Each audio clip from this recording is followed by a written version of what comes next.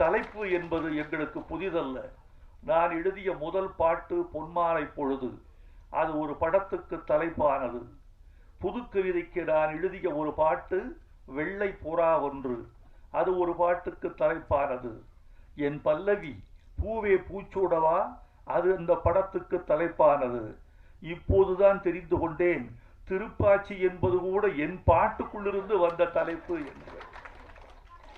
இப்படி எத்தனை பேர் ரகசியமாக என்னை பயன்படுத்தி இருக்கிறார்கள் என்பதை நான் அறிய மாட்டேன். நீதானே எந்தன் பொன் வசந்தம் என் பாட்டு தலைப்பு, விண்ணை தாண்டி வருவாயா என்பது என் பாட்டு தலைப்பு. இவர்கள் யாரும் தோழர்களே வைரமுத்துவை வந்து பார்த்தோ தொலைபேசியில் கேட்டோ இந்த தலைப்பை பயன்படுத்தியதில்லை. அத்தனை பேரும் வைரமுத்து நமக்கானவன், தமிழ் நமக்கானது, ஏன் கேட்க வேண்டும் என்ற உரிமையில் எடுத்துக் கொள்கிறார்கள்.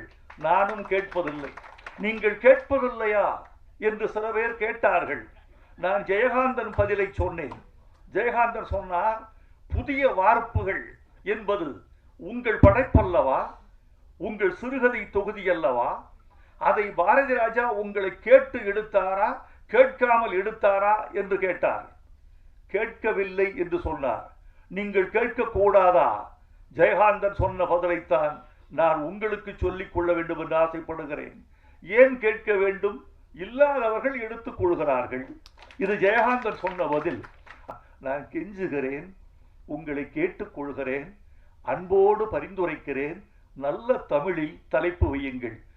ஆங்கிலத்தில் தலைப்பு வந்தால் அந்த படம் ஓடிவிடும் என்று நீங்கள் கருதினால் அதற்கு சான்றுகள் இருந்தால் ஏற்றுக்கொள்கிறேன்.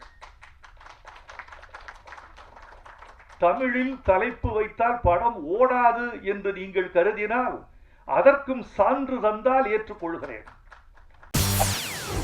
செய்திகளை உடனுக்குடன் தெரிந்து கொள்ள உடனே சப்ஸ்கிரைப் பண்ணுங்க.